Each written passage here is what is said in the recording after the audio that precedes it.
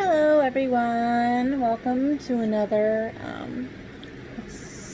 welcome to another nighttime reading, and tonight we are going to be doing, once again, our Mystery Mondays, which is, right now, it's going to be Sherlock Holmes and the Hound of the Baskervilles.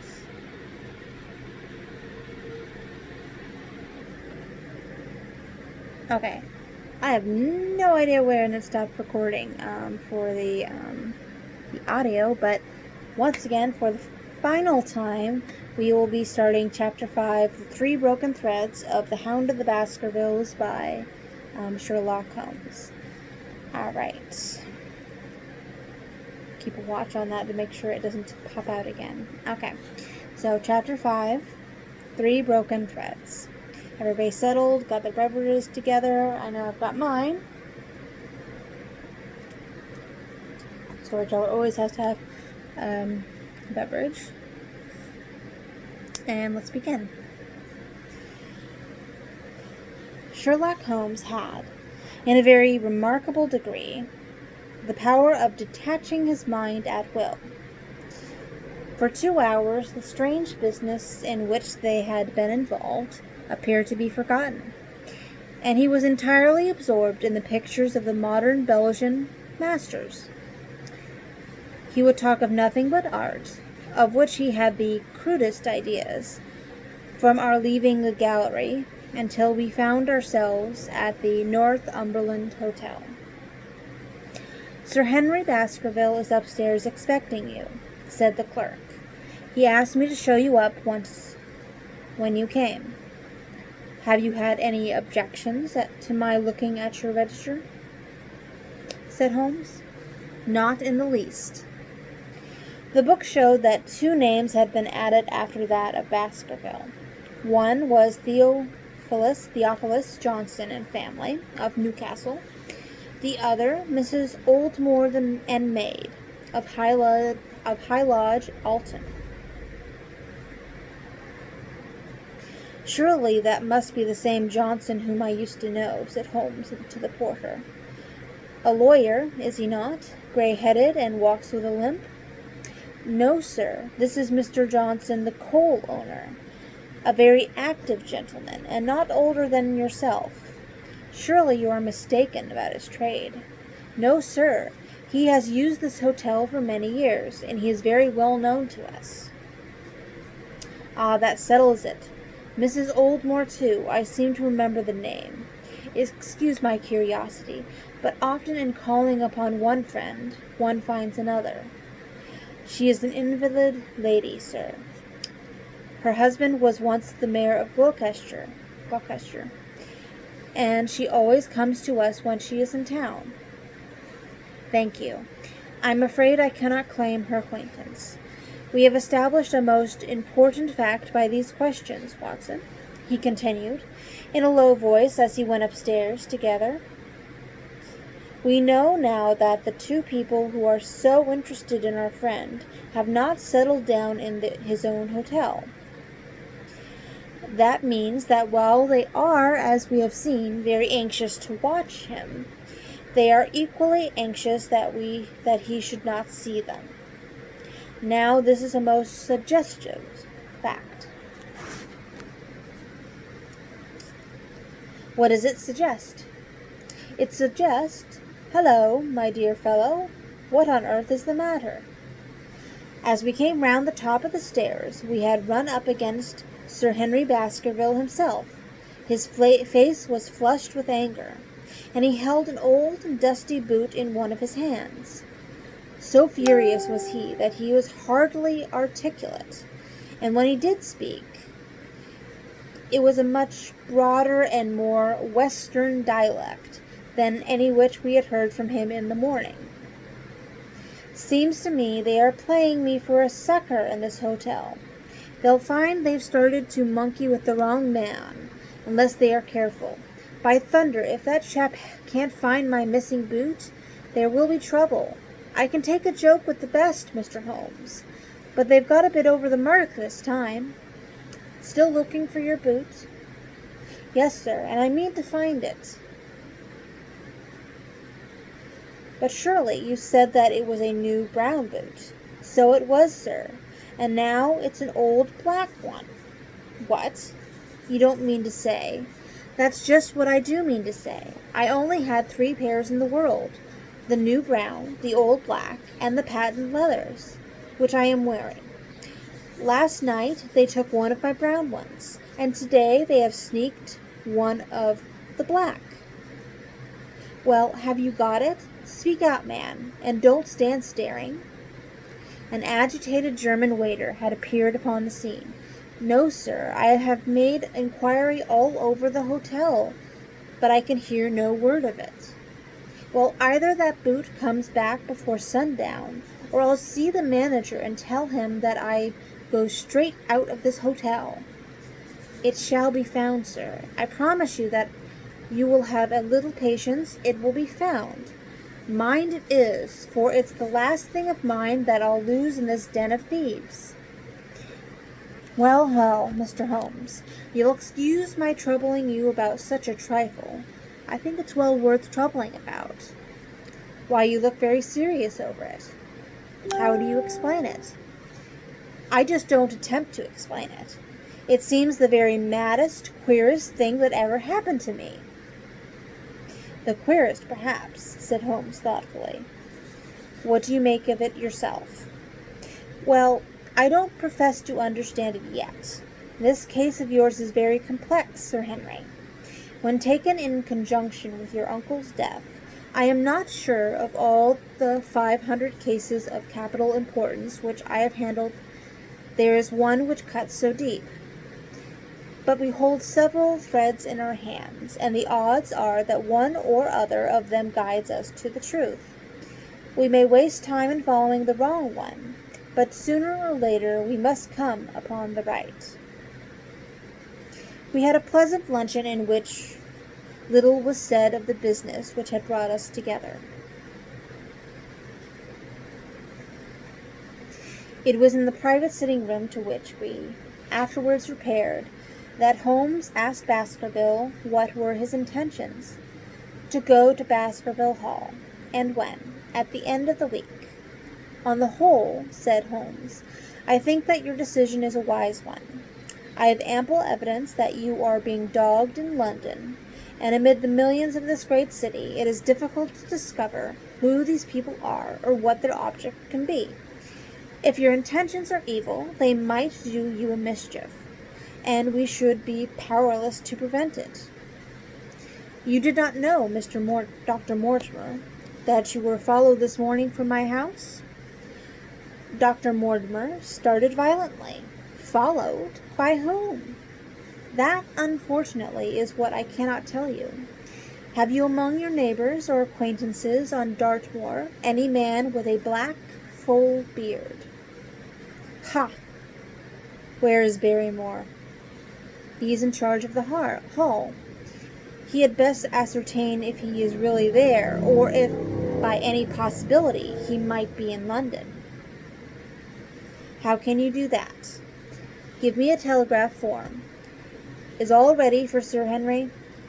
That will do. Address to Mr. Barrymore, Baskerville Hall. What is the nearest telegraph office? Grimpen? Very good. We will send a second wire to the postmaster, Grimpen. Telegram to Mr. Barrymore to be delivered into his own hand.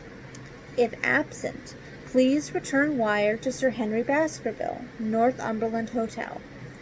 That should let us know before evening whether Barrymore is at his post in Devonshire or not. That's so, said Mr. Baskerville. By the way, Dr. Mortimer, who is this Barrymore anyhow? He is the son of the old caretaker, who is dead. They have looked after the hall for 4 generations now. So far as I know, he and his wife are as respectable a couple as any in the country. At the same time, said Baskerville, it's clear enough that so long as there are none of the family at the hall, these people have a mighty fine home and nothing to do. That is true. Did Barrymore profit at all by Sir Charles' death and will? Asked Holmes. He and his wife had £500 each. Ha! Did they know that they would receive this? Yes. Sir Charles was very fond of talking about the provisions of his will. That is very interesting. I hope, said Dr. Mortimer, that you do not look with suspicious eyes upon everyone who received a legacy from Sir Charles, for I also had £1,000 left to me. Indeed, and anyone else? There were many insignificant sums to individuals, and a large number of public charities. The residue all went to Sir Henry. And how much was the residue? £740,000. Holmes raised his eyebrows in surprise. I had no idea that so gigantic a sum was involved, said he. Sir Charles had the reputation of being rich, but we did not know how rich he was until we came to examine his securities. The total value of the estate was close on to £1 million. Dear me, it is a stake for which a man might well play a desperate game. And one more question, Dr. Mortimer. Supposing that anything happened to our young friend here, you will forgive the unpleasant hypothesis, who would inherit the estate?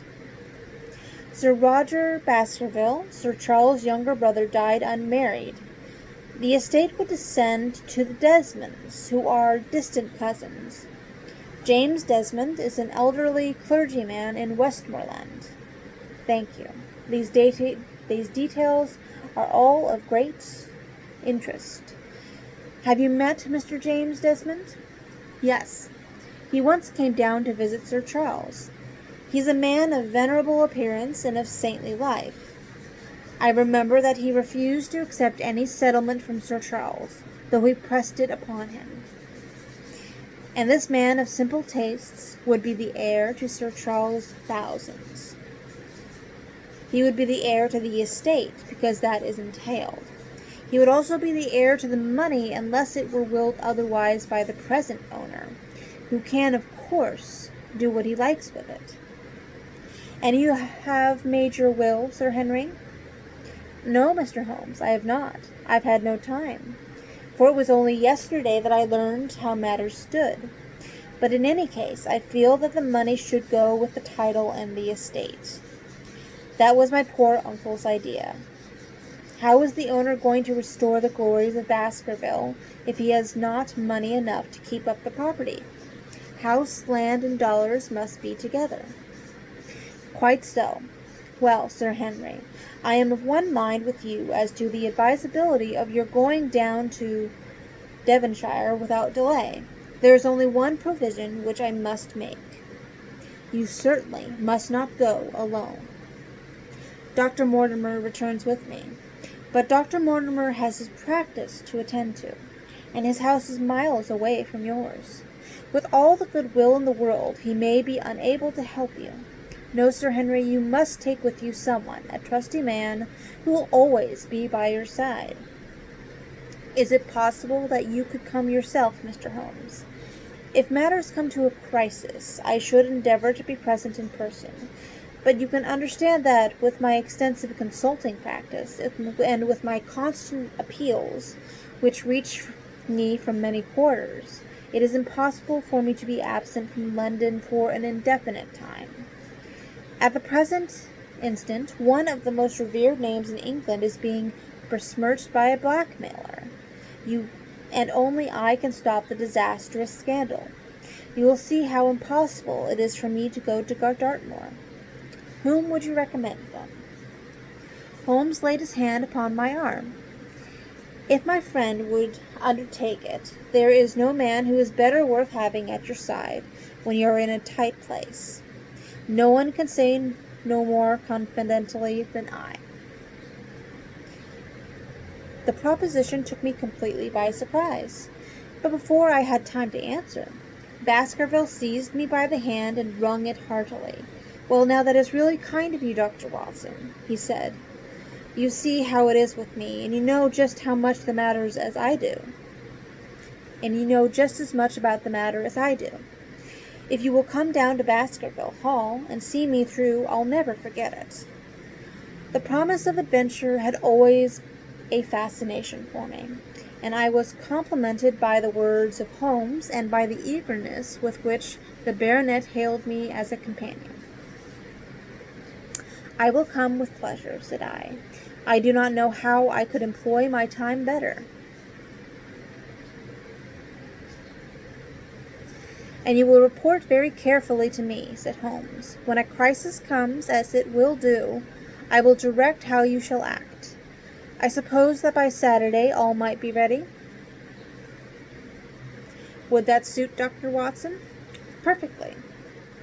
Then on Saturday, unless you hear to the contrary, we shall meet at the 10:30 train from Paddington." We had risen to depart when Baskerville gave a cry of triumph, and diving into one of the corners of the room, he drew a brown boot from under the cabinet. "My missing boot!" "May all your difficulties vanish as easily," said Sherlock Holmes. "But it is a very singular thing," Dr. Mortimer remarked. "I searched this room carefully before lunch." "And so did I, every inch of it." "There was certainly no boot in it then." "In that case, the waiter must have placed it there while we were lunching." The German was sent for, but professed to know nothing of the matter, nor could any inquiry clear it up. Another item had been added to the constant and apparently purposeless series of small mysteries which had succeeded each other so rapidly. Setting aside the whole grim story of Sir Charles's death, we had a line of inexplicable incidents, all within the limits of 2 days, which included the receipt of the printed letter, the black-bearded spy in the hansom, the loss of the new brown boot, the loss of the old black boot, and now the return of the new brown boot. Holmes sat in silence in the cab as we drove back to Baker Street, and I knew from his drawn brows and keen face that his mind, like my own, was busy in endeavoring to frame some scheme into which all these strange and apparently disconnected episodes could be fitted. All afternoon and late into the evening he sat lost in tobacco and thought. Just before dinner 2 telegrams were handed in. The first ran: "Have just heard that Barrymore is at the Hall, Baskerville." The second: "Visited 23 hotels as directed, but sorry to report unable to trace cut sheet of Times. Cartwright." There go 2 of my threads, Watson. There is nothing more stimulating than a case where everything goes against you. We must cast around for another scent. We have still the cabman who drove the spy. Exactly. I have wired to get his name and address from the official registry. I should not be surprised if this were an answer to my question. The ring of the bell proved to be something even more satisfactory than an answer, however, for the door opened and a rough-looking fellow entered who was evidently the man himself. "I got a message from the head office that a gent at this address had been inquiring for number 2704, said he. "I've driven my cab this 7 years and never heard a word of complaint. I came here straight from the yard to ask you to your face what you had against me." "I have nothing in the world against you, my good man," said Holmes. "On the contrary, I have half a sovereign for you if you will give me a clear answer to my questions." "And I've had a good day and no mistake," said the cabman with a grin. "What is it you want to ask, sir?" "First of all, your name and address, in case I want you again." "John Clayton, 3 Turpey Street, the Borough. My cab is out of Shipley's Yard, near Waterloo Station." Sherlock Holmes made a note of it. "Now, Clayton, tell me all about the fare who came and watched this house at 10 o'clock this morning, and afterwards followed the 2 gentlemen down Regent Street." The man looked surprised and a little embarrassed. "Why, there's no good telling me you these things, for you seem to know as much as I do already," said he.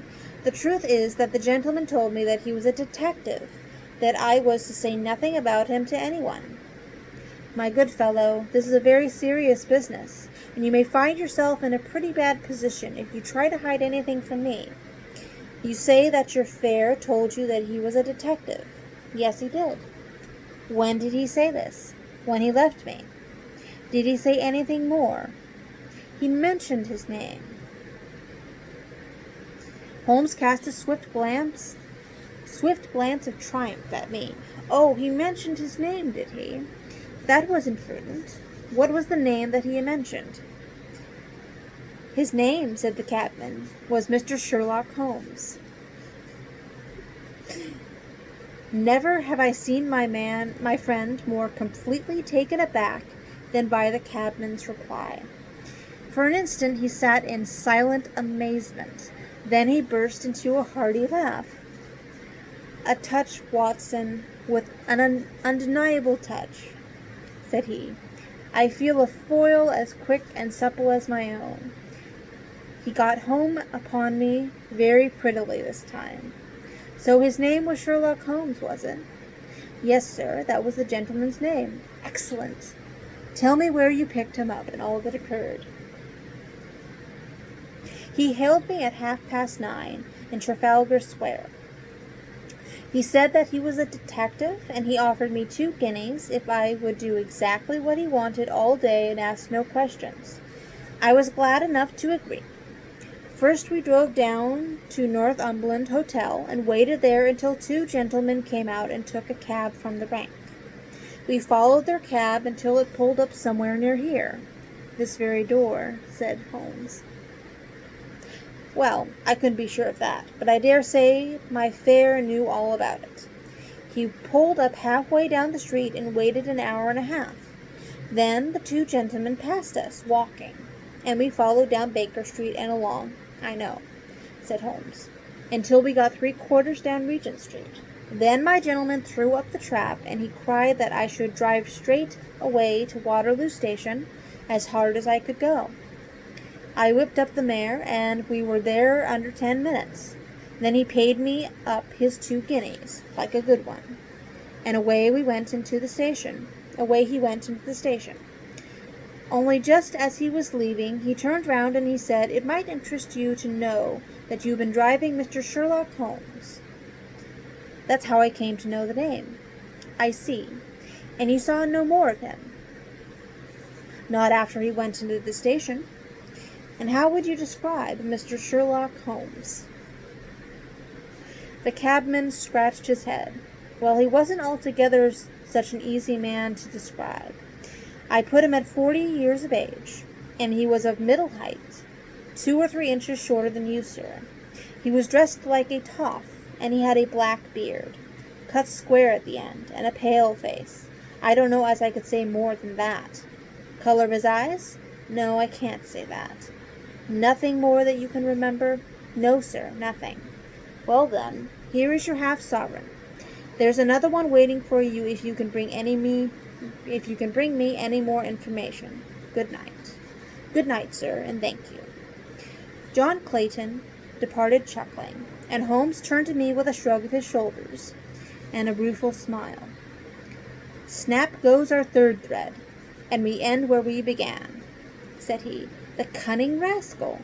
He knew our number, knew that Sir Henry Baskerville had consulted me, spotted who I was in the Regent Street, conjectured that I had got the number of the cab and would lay my hands on the driver, and so went back his audacious message. I tell you, Watson, this time we have got a foeman who was worthy of our steel. I've been checkmated in London. I can only wish you better luck in Devonshire, but I'm not easy in my mind about it." "About what?"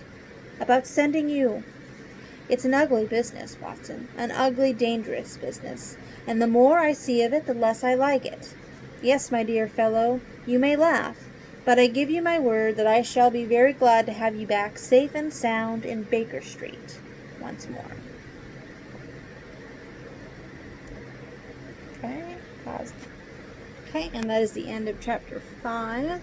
And next up is chapter 6, and I will be I'm planning only doing one chapter per night because my voice is tending to be a little bit cracky at the end of it.